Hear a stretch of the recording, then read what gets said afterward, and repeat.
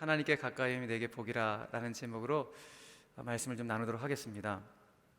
오늘 우리가 본문 읽은 것은 마지막 절에 있는 딱 한 절의 말씀이지만은 오늘 저와 여러분들하고 시편 73편 전체 말씀을 여러분들하고 강론을 할 것입니다. 그래서 집안에서 성경책을 일단 다 펴놓으십시오.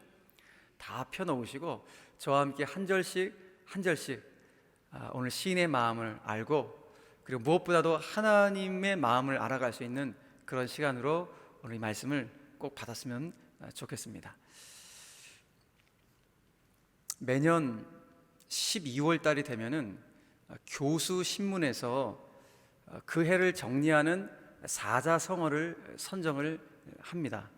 거의 12월 말 정도에 선정을 하게 되는데요, 바로 요 며칠, 지난해네요. 벌써 지난해 12월 달에는 작년 2020년을 특징 지을 수 있는 사자성어를 하나를 선정했는데, 이 사자성어는 기존에 있던 사자성어를 선정한 것이 아니라 아무리 찾아봐도 그 사자성어가 없어서 교수들이 만들어냈습니다. 많이 들어보셨죠? 아시타비라는 사자성어입니다. 나는 옳고 너는 그르다, 나는 옳고 너는 그르다는 뜻입니다. 시쳇말로 내로남불과 같은 의미이죠. 여러분, 참 씁쓸하죠? 불법 부당한 짓을 해놓고도 내가 한 것은 옳고 남이 한 것은 그르다 라는 이와 같은 인식이 팽배한 시대 속에서 우리가 살고 있다니 마음 한켠이 참 헛헛하고 참 씁쓸하기 그지없습니다. 그래서인지 2020이라는 특별한 숫자를 지녔던 한 해를 뒤로하고 대망의 새해를 우리가 맞이하긴 했지만, 여전히 우리가 사는 사회는 비틀거리는 것 같습니다. 마치 외주를 타듯 위태롭기 그지없어 보입니다. 비단 코로나로 인한 어려움뿐만 아니라 민생 전반에 걸쳐서 어둠의 그늘이 짙게 깔리우고 있습니다. 하루하루가 불안합니다. 도대체 이 깊은 어둠의 터널에서 언제 빠져나올 수 있을까? 한숨 섞인 질문들이 들려오고 있기도 합니다. 사랑하는 성도 여러분, 그럼에도 불구하고 여러분, 결코 낭망하지 마십시오. 결코 포기하지 마십시오. 무엇보다도 희망을 놓지 마십시오. 그리고 두려워하지 마십시오. 왜냐하면 우리를 사랑하시는 하나님은 어제나 오늘이나 영원토록 동일하게 우리를 붙들고 사랑해 주시기 때문입니다. 주님이 말씀하셨죠? 볼지어다 내가 세상 끝날까지 너희와 항상 함께하리라. 여러분, 세상 끝날까지입니다. 그 세상 끝날까지 나와 전지전능하신 하나님이 함께 하신다고 하니 이 얼마나 감격스러운 말씀입니까? 이 말은 결국 하나님이 우리를 포기하지 않으시겠다, 결코 놓지 않으시겠다는 하나님 아버지의 굳건한 진념인 것입니다. 그러므로 여러분, 포기하지 마십시오. 하나님이 나를 포기하지 않으신다는데 왜 우리가 삶을 포기할 이유가 무엇이 있겠습니까? 여러분, 잊지 마십시오. 저와 여러분들은 하나님의 은총을 받은 사람들입니다. 무엇보다도 앞으로가 더욱더 많은 은총을 받을 사람들이 바로 저와 여러분들인 줄로 믿으시길 바랍니다. 하나님이 다니엘을 향하여서 이렇게 말씀하셨습니다. 다니엘서 10장 19절 말씀에 이르되 큰 은총을 받은 사람이요 두려워하지 말라, 평안하라, 강건하라. 그가 이같이 내게 말하며 다니엘이 반응합니다. 내가 곧 힘이 나서 이르되 내 주께서 나를 강건하게 하셨사오니 말씀하옵소서. 할렐루야. 여러분, 하나님이 오늘 다니엘에게 말씀하셨던 그 하나님이 오늘 새해를 출발하는 제1교회 모든 성도들에게 동일하게 말씀하십니다. 큰 은총을 받은 하나님의 사람들이요, 앞으로 더 큰 은총을 받을 하나님의 사람들이요 라고 말씀하시는데, 오늘 저와 여러분들의 이 말씀을, 이 음성을 가슴에 깊이 새기면서 늘 채우면서 살아간다면 여러분, 오늘 우리들도 다니엘과 똑같은 간증과 고백을 하지 않게 되겠습니까? 곧 힘을 얻어서 내 하나님께서 나를 강건하게 하셨습니다. 2021년도도 내 하나님께서 나를 붙잡아 주셔서 나를 강건하게 해주셨습니다. 이와 같은 믿음의 선포와 간증을 하게 될 줄로 믿으시길 바랍니다. 중요한 것은 하나님이 나에게 말씀하신 것입니다. 너는 은총의 사람이다. 큰 은총의 사람이다. 이 말씀을 반드시 기억하시면서 결코 포기하지 않고 희망을 놓지 않고 두려워하지 않고 주님 바라보면서 세상 끝날까지 나를 붙잡을 주님과 동행하는 것입니다. 사랑하는 여러분, 오늘 이 은혜가 저와 여러분들 가운데 있게 되길 간절히 바랍니다. 자, 그럼에도 불구하고 오늘부터 또 2021년도를 출발하셨는데 한 해를 뚜벅뚜벅 걸어가면서 세상 한복판 가운데 인생을 살아가면서 때로는 참 답답하고 어이없는 그런 일들도 여러분들이 겪게 되실 것입니다. 무엇보다도 나는 예수 믿는 사람으로서 정말 정직하게 살아야지, 나 예수 믿는 사람으로서 누구보다도 성실하게 살아야지, 이렇게 굳은 결단과 결심을 하고 인생을 살아가는데 살다 보니까 내 주변을 보니까 불의한 사람들, 정말 불의한 방법으로 삶을 살아가는 사람들이 더 잘 사는 것처럼 보여지고 느껴질 때, 그 순간 여러분 우리 가운데 믿음의 시험이 올 그런 순간들도 있을 것입니다. 여러분, 그러나 그런 순간이 닥쳐온다 할지라도 결코 우리 제일교회 모든 성도들은 믿음을 저버리지 않게 되기를 간절히 바랍니다. 왜냐하면 세상을 이기는 승리는 믿음에 있기 때문에 그렇습니다. 다시요, 세상을 이기는 승리는 어디에 있다? 믿음에 있다라고 성경이 말씀하고 있기 때문에 그렇습니다. 여러분, 가정 말씀 카드를 받으셨죠? 저도 말씀 카드를 받았는데 제가 받은 말씀은 요한일서 5장 4절의 말씀이었습니다. 성경은 이렇게 우리에게 말씀합니다. 무릇 하나님께로부터 난 자마다 세상을 이기느니라. 다 같이 시작. 세상을 이기는 승리는 이것이니 우리의 믿음이니라. 아멘. 그래요, 세상을 무엇으로 이깁니까? 무엇으로 승리합니까? 다른 게 아니라 믿음입니다. 그런 믿음을 저버린다면 우리는 세상의 패배자가 될 수밖에 없는 것입니다. 그러므로 어떤 순간, 어떤 억울한 일, 답답한 일, 어이없는 일을 우리가 만나고 겪게 된다 할지라도 이 믿음만큼은 반드시 사수하면서 이 믿음의 길을 행진할 수 있는 우리 모든 제1의 성도들이 다 되시기를 주님의 이름으로 간절히 축원합니다. 오늘 시편 73편 시인이 겪었던 일들도 이와 비슷한 것 같습니다. 아마도 시인이 느꼈어요. 그렇지, 믿음의 결국 최종 승리, 그것은 하나님과 동행하는 것이고 하나님과 동행하는 믿음의 사람들은 반드시 승리한다 라는 것을 시편 73편 마지막 부분에 가서 우리는 확인하게 됩니다. 그런데 이 믿음의 경지까지 이 시인이 오기까지는 수많은 우여곡절과 시험이 시인 가운데도 있었던 것 같습니다. 그래서 1절부터 오늘 시편 73편을 쭉 읽다 보면은 시인의 마음이 너무 공감이 되어지는 거예요. 야, 맞다. 우리 사는 세상이 정말 이렇다라는 것이 너무 공감되어지는 거예요. 그래서 때로는 중간에 너무 큰 시험이 들어갔고 믿음을 저버릴까? 내동댕이 칠까? 이런 마음이 시인이 들 정도였습니다. 어쩌면 우리도 그런 순간이 올지 모르겠습니다. 그런데 마지막 시인의 고백은 오늘 우리가 읽었던 것처럼 하나님께 가까이함이 내게 복이라는 결론을 맺습니다. 자, 그런데 이 결론을 맺기까지 시인에게도 너무 많은 아픔이 있었다고 성경은 말씀합니다. 인생의 한복판 속에서 인생을 뚜벅뚜벅 걸어가게 될 때 참 쓰라리고 씁쓸하고 어이없는 일들을 너무 많이 맞닥뜨리게 된 것입니다. 마치 우리 시대의 가왕인 나훈아 선생님이 테스 형, 세상이 왜 이래요? 라고 절규하는 것 같은 그런 모습이 오늘 시인에게 느껴지기도 합니다. 왜냐하면 시인은 본인이 고백해요. 그동안 본인이 믿어왔던 하나님은 어떤 하나님인가?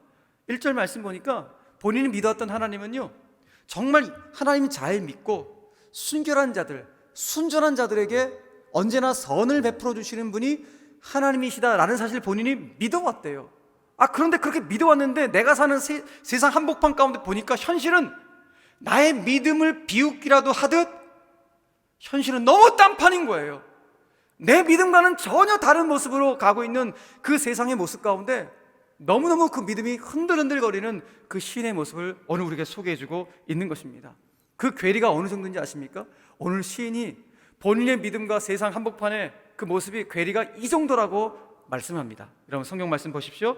4절로 9절 12절에 좀 긴 말씀인데 제가 읽을 테니까 눈으로 한번 확인해 보십시오. 그들은 누구예요? 악인들, 불의한 자들은 죽을 때도 고통이 없네요.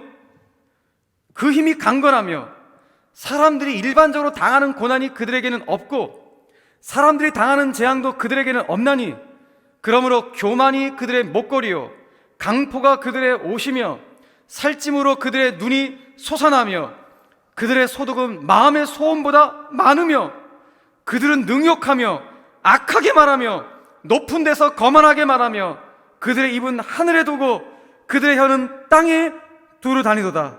그 다음 말씀 같이 한번 읽을까요? 시작. 볼지어다 이들은 악인들이라도 항상 평안하고 재물은 더욱 불어나도다. 여러분 이 말씀 읽으시니까 어떠세요? 가슴이 미어오지 않습니까? 씁쓸하지 않습니까? 한탄스럽지 않습니까? 이게 뭐야 도대체? 악인들은 여러분 더욱 형통하다는 거예요. 이 불의한 자들이 항상 평안을 누리고 재물도 더욱 늘어난다는 것입니다. 심지어 죽을 때 보면 고통도 없대요. 더욱 힘이 강건하대요. 사람들이 흔히 당하는 웬만해서 당하는 고난과 고통과 이런 것들도 다 비껴나간다는 것입니다. 더욱 열받는 것은 무엇인가 하면 이들이 세상 무서울 것 없다는 듯이 거만하게 말을 해요. 정말 거만하게 말을 하고 일말의 양심도 없이 부끄러움도 없이 수치심도 없이 거들먹거린다는 것입니다. 정말 꼴보기 싫죠. 정말 일말의 양심도 수치심도 부끄러움도 없이 거들먹거리고 거만하게 행하는 그런 행태, 그런 불의한 자들의 모습, 그야말로 정직한 사람들이 성실하게 살아가는 사람들이 번번이 손해를 보는 어이없는 세상 가운데 시인도 살았다는 것입니다. 어쩌면 이것이 지금 저와 여러분들이 살고 있는 세상의 모습이 아닐까요? 그러다 보니까 오늘 시인은 이런 안타까운 현실 앞에서, 어이없는 현실 앞에서 어리둥절합니다. 도대체 내 믿음은 뭔가? 이 현실 앞에서 믿음이 흔들흔들거리기 시작합니다. 그래서 오늘 시인은 한탄 섞인 질문을 올려드리는 거예요. 어떻게 질문합니까? 아니 하나님 공의의 하나님 맞아요? 공의의 하나님 맞으시다면 왜 세상이 이럽니까? 왜 세상이 이 지경입니까? 이와 같은 질문을 하나님께 올려드리고 있는 것이죠. 여러분 왜 그렇습니까? 세상이 왜 이 지경입니까? 정말 정답을 알고 싶습니다. 속이 답답합니다. 속을 좀 시원하게 해줄 수 있는 그런 정답을 누가 좀 알려줬으면 좋겠습니다. 너무 답답하 보니까 어떤 일들이 벌어집니까? 자꾸 우리는 하나님이 계신 건 맞아? 이 하나님의 존재에 대한 회의감이 들기 시작하죠. 그리고 우리의 신앙생활은 뭐지? 라면서 체념하고 낙담하는 일들이 켜켜이 쌓여가기 시작합니다. 이것이 너무 위험한 거예요. 여러분 무서운 것은 이런 회의감들, 이런 체념감들이 쌓이고 쌓이다 보면은 어느덧 나도 그냥 세상 사람들이 사는 대로 그럭저럭 살아가자, 그냥 세상 사람들이 갖고 있는 인식에 파묻혀갖고 거기에 매몰되어 그냥 살게 된다는 것입니다. 그래 나도 뭐 똑같이 뭐 이렇게 살면 되지, 뭐 내가 뭐 특별하게 잘 믿을 필요 있나, 뭐 내가 얼마나 정직하다고, 내가 얼마나 성실하다고, 이렇게 세상 사람들이 생각하는 그 모습대로 불의한 자들, 악인들과 똑같은 그런 모습으로 살아가는데 전혀 죄의식을 느끼지 못하는 그런 상황 가운데 살아갈 수가 있다는 것입니다. 그래서 오늘 시인의 모습을 보니까 시인이 그렇게 되어버린 거예요. 어느 순간 본인이 그렇게 되어버렸대요. 그래서 세상 가운데 본인도 그렇게 물들어져 버렸다고 이야기를 해요. 자, 오늘 본문 말씀 보십시오. 11절 말씀. 그가 말합니다. 말하기를 하나님이 어찌하랴? 지존자에게 지식이 있으랴? 여러분 오늘 시인의 이 뉘앙스가 느껴지십니까? 어떤 뉘앙스로 말하는 거예요? 하나님이 뭘 아시겠어? 나의 이 마음, 이 헛헛한 마음, 이 쓰라린 마음, 나의 간절한 마음, 하나님은 뭐 아시겠어? 하나님 뭐 큰 거는 아시지. 내 이 구석구석에 있는 내 마음, 이 조그만 마음, 아픈 거, 이 눈물, 그분 뭐 아시겠어? 관심도 없을 것 같은데? 이런 뉘앙스예요. 여러분, 믿음이 있는 사람이었습니다. 그런데 하나님 정말 계시는 건 맞아요? 라는 이 회의감이 쌓여가고, 신앙생활 가운데 체념이 쌓이고 쌓이다 보니까 세상 사람들과 똑같이 거기에 물들어 버려갖고, 하나님 뭐 아시겠어?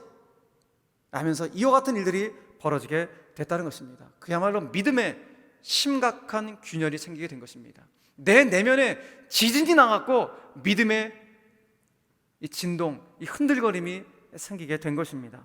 그러면서 나도 모르게 신앙의 한탄을 막 쏟아놓기 시작하는 거예요. 온갖 한탄들을 다 쏟아놓기 시작합니다. 어떤 한탄을 쏟아놓습니까? 오늘 시인은 이렇게 한탄합니다. 13절 말씀 같이 한번 읽어볼까요? 시작. 내가 내 마음을 깨끗하게 하며 내 손을 씻어 무죄하다 한 것이 실로 헛되도다. 여러분, 기가 막힙니다. 내 마음을 깨끗하게 한 거 얼마나 잘한 일이에요? 내 손을 씻고, 다시 말해서 내 죄악을 씻어서 무죄하게 살아가는 거, 이게 얼마나 아름다운 일입니까? 그런데 그거 한 거 뭐라는 거예요? 다 헛되다 라고 이야기하다는 거예요. 왜 이런 한탄을 시인이 하고 있는 것입니까? 다른 것이 아니라, 아니 나 그동안 내 마음이, 하나님을 향한 나의 마음이 끊어지지 않도록 하기 위해서, 하나님을 향한 나의 마음이 세상 것들에 오염되지 않도록 하기 위해서 나 정말 청렴결박하게 살아왔고, 정결하게 살아왔고, 저 죄도 짓지 않기 위해서 정말 조심조심 그렇게 절제하면서 경건생활하면서 그렇게 신앙생활하면서 내가 살아왔는데, 이게 뭐냐는 거예요. 나의 노력이 다 허사가 된 듯한 이런 모습을 보니까 나 정말 자괴감이 듭니다. 이것이 오늘 시인의 한탄인 것입니다. 정말 믿음 생활 잘하면서 살아가는데 불법을 행하는 자들, 불의한 방법으로 살아가는 사람들이 더 잘 살아가는 그 악인들의 모습을 보니까 거기에 내가 점점점 물들어가기 시작하는 거예요. 그 너무 부러운 거예요. 그래서 오늘 시인도 여러분 이야기합니다. 그 모습을 보니까 오늘 시인 가운데 어떤 지경까지 가게 되었는가 본인이 얘기해요. 나 믿음을 그냥 내 동댕이 쳐버리고 싶었다. 난 믿음을 그냥 완전히 버리고 싶었다. 이런 고백을 오늘 시인이 하고 있습니다. 여러분 보십시오. 이게 왜 이런 일들이 벌어지게 된 거예요? 상대적 박탈감이에요. 저 모습을 보니까 내가 뭐지? 내 신앙생활하는 거, 내가 이 신앙에 투자할 바에 내가 돈을 더 벌어야겠다. 내가 오늘 기도에 참석할 바에 내가 더 다른 일에 투자를 해야겠다. 이런 생각들이 계속 들면서 상대적 박탈감을 통해서 우리의 신앙이 점점점 무너져가기 시작한다는 것입니다. 심지어는 오늘 시인이 악인들이 점점 막 승승장구하거든요. 너무 잘 돼요. 그것이 너무너무 부럽다는 거예요. 그래서 부러운 것이 지나쳐갖고 질투까지 생겼다라고 이야기를 합니다. 오늘 본문 2절과 3절 말씀 보십시오. 나는 거의 넘어질 뻔했다. 믿음이 넘어질 뻔했다는 거예요. 나의 믿음의 걸음이 미끄러질 뻔하였으니 왜 그랬는가? 내가 악인의 형통함을 보고 오만한 자를 뭐했다? 질투했기 때문이다. 그게 너무 부러웠던 거예요. 너무너무 부러워서 질투해서 믿음을 버릴 뻔했다라고 시인이 고백하고 있는 것입니다. 여러분, 오늘 시인의 이 고백을 보니까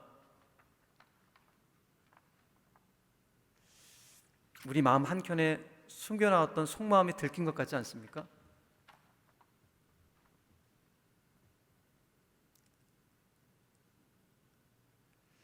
우리의 속마음에도 불의한 방법으로 사는 사람들과 나를 비교했을 때 부럽다.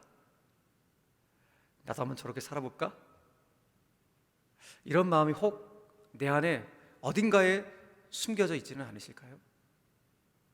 저는 목회자임에도 불구하고 오늘 시인의 이 모습을 보면서 나의 모습이 여기 지금 들어가 있네. 내가 이걸 숨겨놨구나.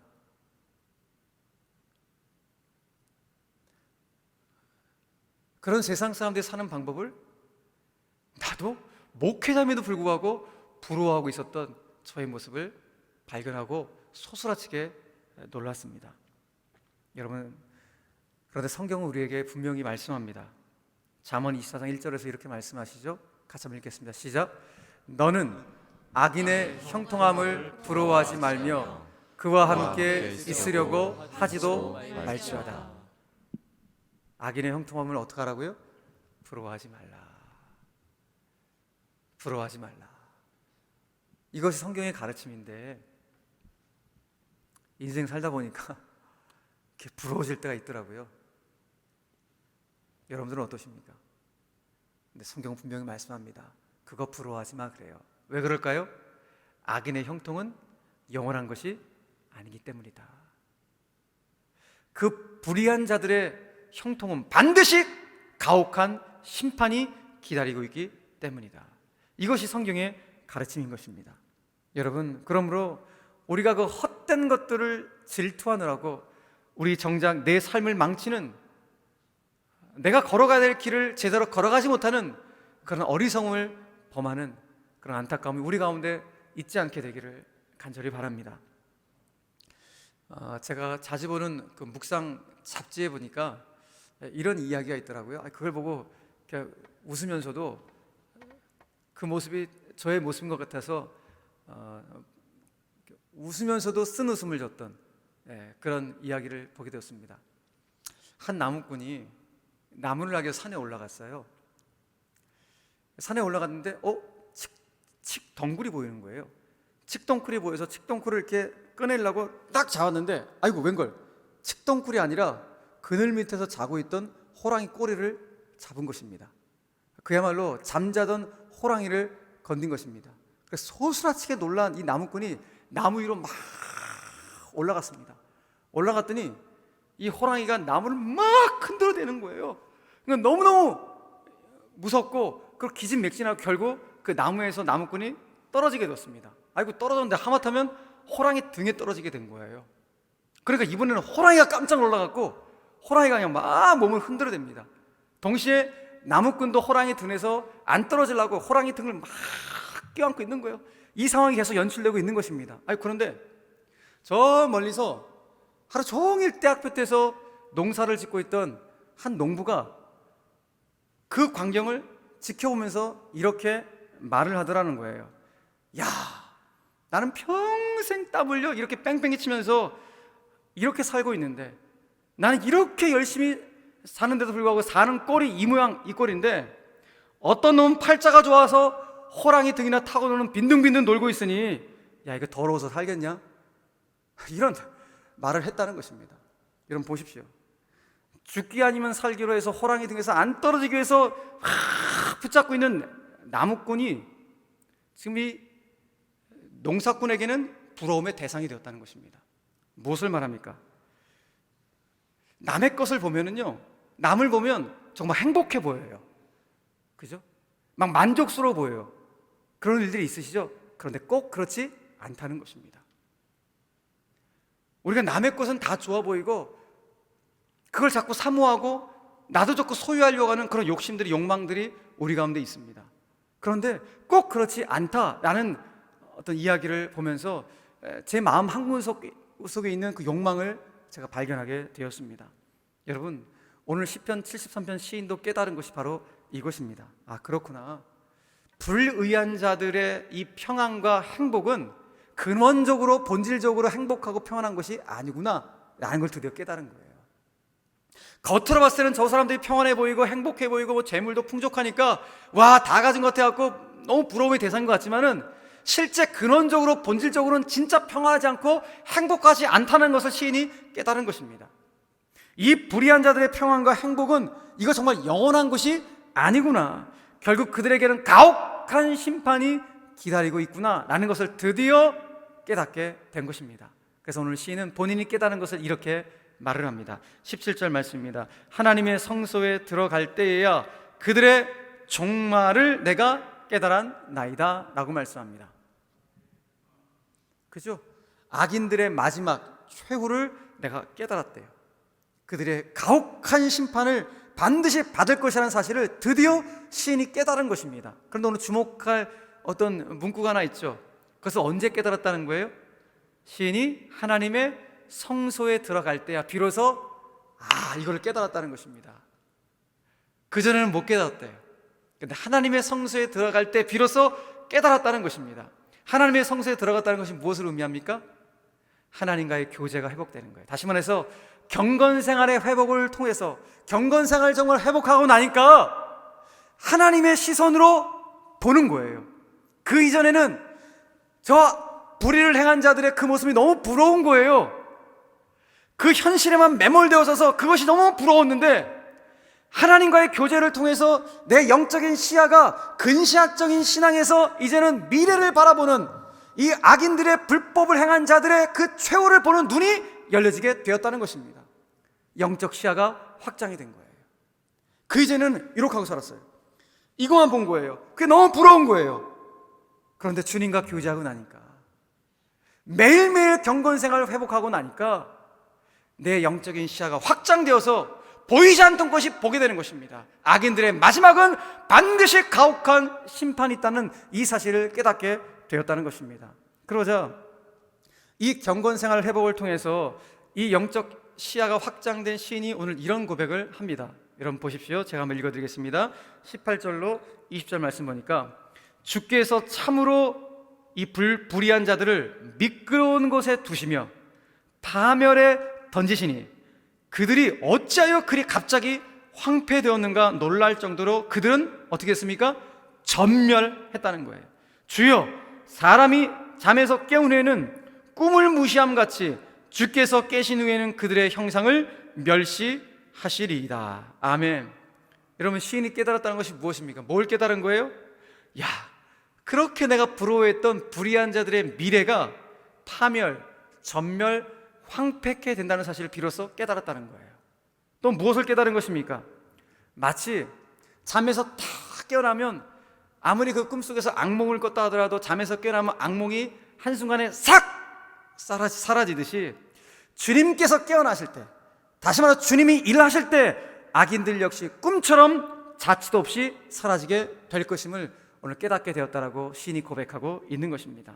여러분 보십시오. 하나님의 성소에서 하나님을 만났습니다. 그래서 경건생활을 회복하고 나니까 그 경건생활을 통해서 하나님의 시야, 하나님의 시선을 확보하게 됐습니다. 그 하나님의 시선을 확보하니까 어떤 일이 벌어지게 되었다는 거예요. 그동안은 정말 아등바등 현실에 매몰된 삶 속에서만 살고 있었는데 이제는 그 삶 속에서 내일을 노래하는 미래지향적 삶이 되었다는 것입니다. 하나님의 시선을 확보하고 나니까 지금의 삶이 조금 부족해요. 좀 불편해요. 가진 것이 없어서 여러분, 우리 좀 불편할 수 있습니다. 그런데 내가 하나님의 시선을 확보하고 나니까 좀 불편해도 괜찮구나. 그러나 하나님의 마음과 나의 마음이 연결되지 않는다면 이것은 내 인생을 망하는 길로 가게 하는 것이구나 라는 것을 깨닫게 되었다는 것입니다. 하나님의 마음과 합하여 사는 것이 더 복된 길이고 더 바른 길임을 오늘 시인이 깨닫게 되었다는 것이죠. 그래서 오늘 시인이 이 바른 길을 본인이 깨닫고 나니까 갑자기 부끄러워지는 거예요.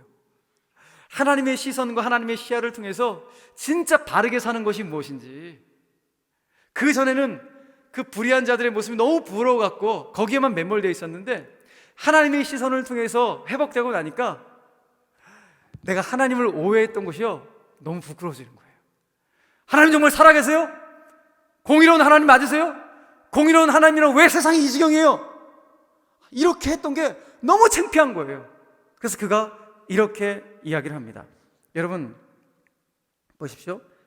자, 오늘 21절과 22절 말씀 보세요. 자, 오늘 부끄러움이 찾아와서 이렇게 고백해요. 내 마음이 어때요? 산란하며, 그러니까 쓴 의습을 짓게 됐다는 거. 쓴 의습을 짓게 되며, 그 다음 내 양심이 찔렀다는 것입니다. 내가 하나님을 오해했더니 하나님을 오해한 것에 대해서 내 양심이 나에게 가책을 느끼겠다는 것입니다. 그래서 뭐라고 고백해요? 내가 이같이 우매무지함으로 주 앞에 짐승입니다 라고 고백합니다. 그러니까 그동안 현실에 매몰되어서 그 악인들의 모습들을 부러워하며 난 뭐지? 이런 탄식하며 원망했던 자신이 정말 무지하고 우둔한 이 짐승 한 마리에 불과했다라는 것을 본인이 고백하고 있는 것이죠. 한마디로 양심 고백을 한 거예요. 주님, 저 우둔한 짐승입니다. 미련한 짐승입니다. 이것도 깨닫지 못했던 미련한 자입니다. 우둔한 자입니다. 이 고백을 오늘 시인이 드디어 하게 된 것입니다. 여러분, 놀라운 것은 이 우둔하고 무지한 자들이 바로 우리들이죠. 이 무지하고 우둔한 자인 우리들을 향해서 여전히 주님은 우리에게 채찍질을 강하지 않으시고 우리 여전히 붙잡고 인도해 가신다는 사실, 그리고 우리의 미래의 길을 열어주시며 준비하고 계시다는 사실을 여러분 믿으시길 바랍니다. 이게 축복이에요. 우리가 한 게 아무것도 없어요. 너무 우둔해요. 너무 무지해요. 하나님을 향하여 하나님 정말 살아계세요? 살아계시다면 왜 이 지경이에요? 하나님 살아계시다면 왜 내 삶이 이 모양이 이 꼴입니까?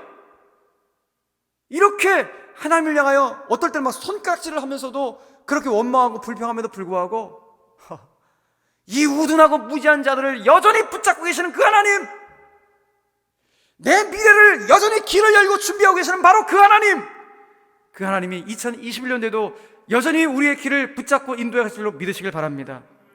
이것이 오늘 시인의 고백이에요. 시인의 고백 한번 들어보시겠어요? 23절 이하의 말씀 보니까 이렇게 말합니다. 주께서 내 오른손을 붙드셨습니다. 주의 교훈으로 나를 인도하십니다. 내 미래 후에는 영광으로 나를 영접하십니다. 할렐루야. 붙드시고 인도하시고 영접하실 것입니다. 과거에도 현재에도 미래에도 여전히 나와 함께 하실 바로 그 하나님, 우둔한 종에게, 미련한 종에게, 하나님을 향하여서 불평하고 원망하고 심지어 삿대질까지 했던 바로 우리들임에도 불구하고 여전히 우리를 사랑하시는 그 하나님이 오늘 우리와 함께 하신다고 말씀하고 있는 것입니다. 사랑하는 여러분, 그렇다면 이 비밀을 깨달은 자들, 이 놀라운 사랑을 체험한 자들이 일평생 해야 될 고백이 무엇일까요? 적어도 2021년도 한 해 동안 우리가 꾸준히 계속해서 해야 될 진짜 고백이 무엇일까요? 오늘 시인이 우리에게 그걸 가르쳐 줍니다. 오늘 2021년도 우리가 반드시 해야 될 고백, 이 비밀을 깨달았다면, 하나님의 시선과 하나님의 시야를 확장되어지고 그 시선을 회복했다면 오늘 우리가 어떤 고백을 해야 되는가? 오늘 본문 말씀입니다. 25절로 27절 말씀. 자, 보십시오. 하늘에서는 주 외에 누가 내게 있으리요? 땅에서는 주밖에 내가 사모할 리 없나이다. 내 육체와 마음은 쇠약하나 하나님은 내 마음의 반석이시요 영원한 분기시시라.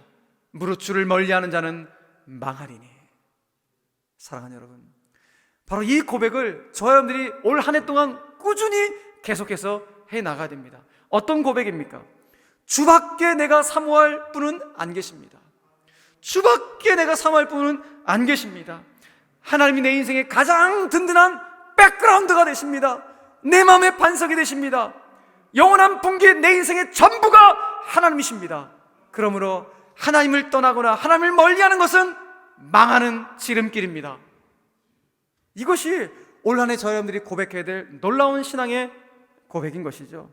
왜 이 고백을 해야 됩니까? 어느 시인은 결론적으로 말합니다. 하나님께 그렇게 가까이 가는 것이 우리 인생의 최고의 복이기 때문에 하나님을 떠나서는 안 됩니다. 하나님을 멀리해서는 안 됩니다. 오늘 고백하고 있는 것입니다. 하나님께 가까이함이 내 인생의 최고의 복이라는 이 말씀을 올 한 해 붙잡고, 이 말씀이 완전히 사로잡혀서 여러분 올 한 해 뚜벅뚜벅 믿음의 길을 걸어갈 수 있는 저와 여러분들이 되길 간절히 바랍니다. 그래서 오늘 이 주제 말씀을 다시 한번 선포합시다. 마지막 시편 73편 28절 말씀을 선포하겠습니다. 시작. 하나님께 가까이함이 내게 복이라. 내가 주 여호와를 나의 피난처로 삼아 주의 모든 행적을 전파하리이다. 아멘. 사랑하는 여러분, 하나님을 가까이 한다고 하는 것은 일단 기본적으로는 말씀을 가까이 한다는 것이겠죠. 그리고 예배의 자리와 기도의 자리를 가까이 한다는 것을 의미할 것입니다. 그래서 그 하나님을 가까이 하는 그 영적인 몸부림, 하나님을 가까이 하겠다는 그 영적 사투를 통해서 기어코 하나님의 마음에 당도하여서 하나님과 내가 하나가 되어지는 것, 바로 이것이 내가 하나님께 더욱 가까이 나아가야 될 가장 중요한 이유인 것입니다. 하나님의 마음과 나의 마음이 하나가 되어지는 영적인 이심 전심의 관계가 되어지는 것, 이것이 바로 우리가 하나님께 가까이 나아가야 될 가장 중요한 이유인 것이죠.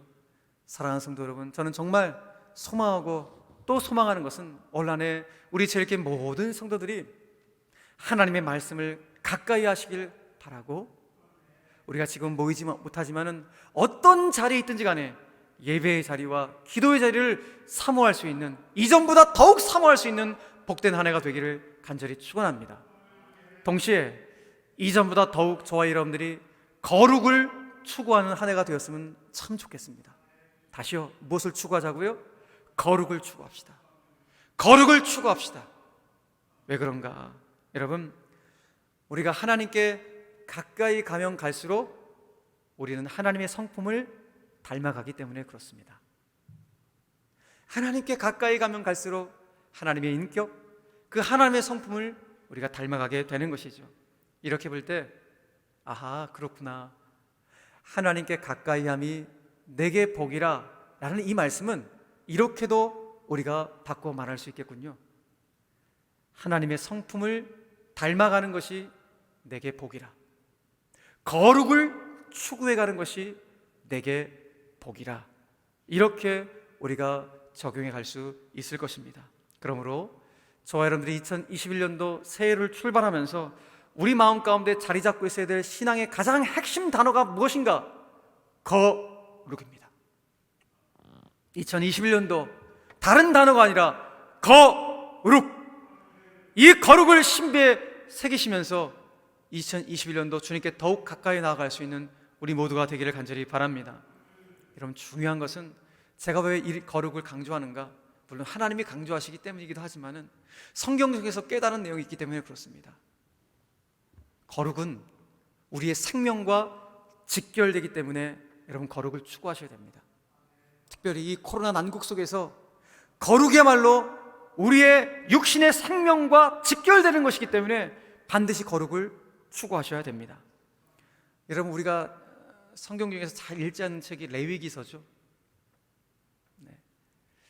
뭐 이렇게 새해가 시작되면 올해부터 진짜 성경 통독 시작하자, 다시 창세기부터 쭉 가다가 결국 레위기라는 험산 줄령을 넘지 못하고 성경 읽기를 중도에 포기하는 일들이 왕왕 있어집니다.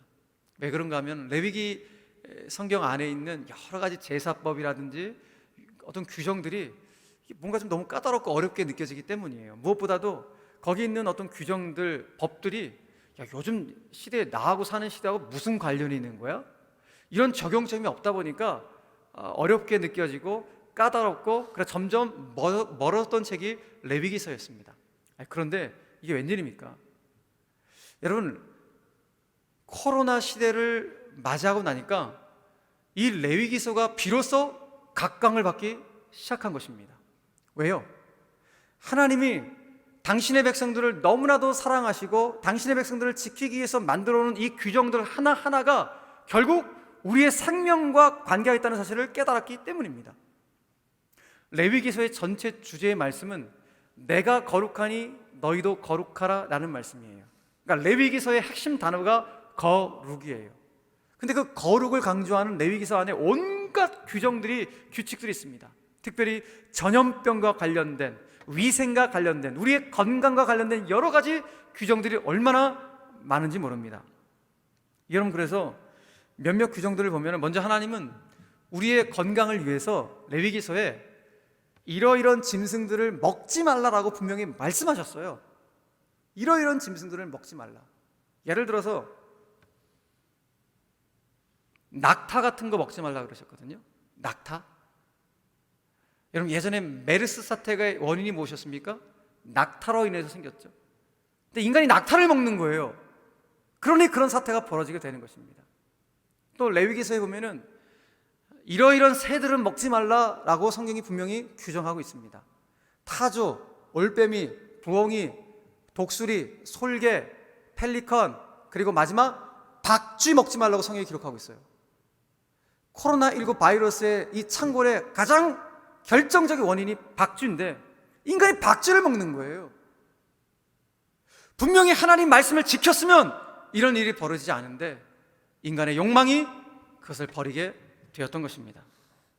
또 하나님은 우리의 위생을 위해서 이런 규정도 주셨죠.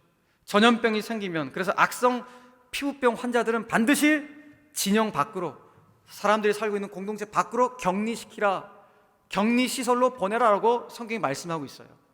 그리고 전염병 환자가 발생한 집이나 공간도 반드시 7일 동안 깨끗하게 폐쇄하고 정결하게 만들어야 된다. 그것이 안 될 경우는 다시 7일, 총 14일, 2주간을 격리시키는 내용이 성경에 다 기록이 되어 있습니다. 여러분, 놀라운 것은 이런 정결법을 이스라엘 백성들이 잘 지켰기 때문에 이스라엘 백성들은 그 옛날 수천 년 전에도 많은 질병에서 벗어날 수가 있었던 것입니다. 자, 이렇게 볼 때 하나님이 저희를 향하여 거룩하라 거룩하라 말씀해요. 내가 거룩하니 너희도 거룩하라 라고 말씀하시는 가장 결정적인 이유가 뭐예요? 그 거룩이 우리와 생명과 직결되기 때문입니다. 그것만 잘 지켜도 우리의 육신의 생명의 은혜가 임하기 때문입니다. 거룩한 백성이 가장 안전하다는 것입니다. 거룩이 생명과 직결되기 때문입니다. 결국 여러분, 하나님께 가까이 한다는 것은 우리가 거룩을 추구한다는 것이고, 거룩을 추구하는 자에게 생명의 은혜가 임하게 되는 것입니다. 사랑하는 성도 여러분, 올 한 해 하나님을 더욱 가까이 추구해가는 여러분들, 그리고 거룩을 추구해가는 여러분들을 하나님께서 머리끝부터 발끝까지 철저히 보호해 주시길 간절히 바랍니다. 그래서 우리 모든 성도들 육신적으로도 여러분 꼭 강건하셨으면 좋겠습니다. 육신적으로 강건하시고 영적으로도 성령 충만하셔서 우리 모든 성도들 2021년도 영육간에 강건할 수 있는 복된 한 해가 되시기를 주님의 이름으로 간절히 축원합니다. 하나님 우리에게 그런 은혜를 주시는 것, 우리를 성령의 불순각으로 지키시고 보호하신 은혜를 주신다면 바로 우리들은 뭐 할 것인가? 비틀비틀 흔들리는 이 세상 속에서 우리의 피난처 되시는 예수님께, 우리의 피난처 되시는 우리 하나님께 더욱 가까이 나아가는 것입니다. 흔들리는 세상 속에서 하나님께 더욱 가까이 나아감으로 말미암아 우리 삶의 모든 난관들을 믿음으로 정면 돌파해 갈 수 있는 우리 모든 성도들 되시기를 간절히 바랍니다. 성도 여러분, 믿으십시오. 반드시 믿으십시오. 하나님께 가까이 나아가는 한 하나님의 능력으로 우리는 반드시 이겨낼 것입니다. 이 모든 난관들을 하나님의 능력으로 이겨낼 줄로 믿으시고, 하나님께 가까이함이 내게 복이라는 이 말씀을 붙드시고 한 해 동안 승리의 길을 행진할 수 있는 우리 모든 제일의 영가족들 다 되시기를 주 예수 그리스도의 이름으로 간절히 축원합니다.